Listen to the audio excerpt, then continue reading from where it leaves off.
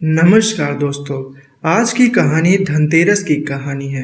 एक समय की बात है, भगवान विष्णु मृत्युलोक यानी धरती पर विचरण करने आ रहे थे। तब लक्ष्मी जी ने भी उनके साथ चलने का आग्रह किया। तब विष्णु जी ने कहा, यदि तुम मेरी बात मान लो तो मैं तुम्हें अपने साथ ले जा सकता हूँ। तब लक्ष्मी जी ने उनकी बात मान ली और विष्णु जी के साथ धरती पर आ गए।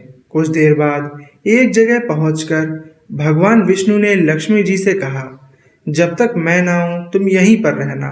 मैं दक्षिण दिशा की ओर जा रहा हूं, तुम उधर मत आना।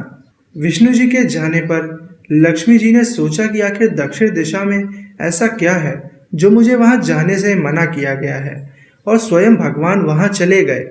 लक्ष्मी जी से नहीं रहा गया और जैसे ही भगवान आगे बढ़े, लक्ष्मी जी भी पीछे पीछे चल पड़ी।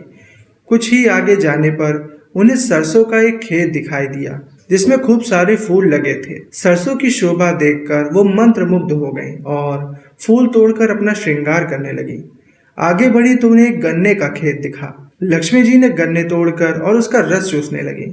उसी क्षण वहां भगवान विष्णु जी आ गए और उन्होंने लक्ष्मी जी को देखकर उनसे नाराज होकर उन्हें श्राप दे दिया कि मैंने तुम्हें इधर आने को मना किया था, पर तुम नहीं मानी और किसान की चोरी का अपराध कर बैठी। अब तुम इस अपराध के बदले किसान की 12 वर्ष तक सेवा करो। ऐसा कहकर भगवान उन्हें छोड़कर क्षीर सागर चले गए। तब लक्ष्मी जी उस गरीब किसान के घर रहने लगी। एक दिन लक्ष्मी जी ने उस किसान की पत्नी से कहा, तुम स्नान करके पहले मेरी बनाई गई देवी लक्ष्मी की मूर्ति का पूजन करो और फिर रसोई बनाना। तब तुम उनसे जो मांगोगी वह तुम्हें मिल जाएगा। किसान की पत्नी ने ऐसा ही किया। पूजा के प्रभाव और लक्ष्मी जी की कृपा से किसान का घर दूसरे ही दिन अन्न, धन, रत्न, स्वर्ण आदि से भर गया। लक्ष्मी जी ने किसान को धन धान से पूर्ण कर दिया। किसान के 12 वर्ष बड़े आनंद से कट गए। फिर 12 वर्ष के बाद लक्ष्मी जी जाने को तैयार हुई। विष्णु जी लक्ष्मी जी को लेने आए तो किसान ने उन्हें भेजने से इनकार कर दिया। तब भगवान ने किसान से कहा, इन्हें कौन जाने देता है, यह तो चंचला है, कहीं भी नहीं ठहरती। इन्हें तो बड़े बड़े नहीं रोक सके। इनको मेरा श्राप था, इसीलिए ये 12 वर्ष से तुम्हारी सेवा कर रही थी। तुम्हारी 12 वर्ष सेवा का समय पूरा हो चुका है। किसान हठपूर्वक बोला कि नहीं, अब मैं लक्ष्मी जी को जाने नहीं दूंगा। तब लक्ष्मी जी ने कहा, किसान तुम मुझे रोकना चाहते हो तो जैसा मैं कहूँ वैसा करो। कल तेरस है, तुम घर को लीप पोत कर स्वच्छ कर देना। रात्रि में घी का दीपक जलाकर रखना और शाम के समय मेरा पूजन करना और एक तांबे के कलश में रुपए भरकर मेरे लिए रखना। मैं उस कलश में निवास करूंगी, किंतु पूजा के समय मैं तुम्हें दिखाई नहीं दूंगी।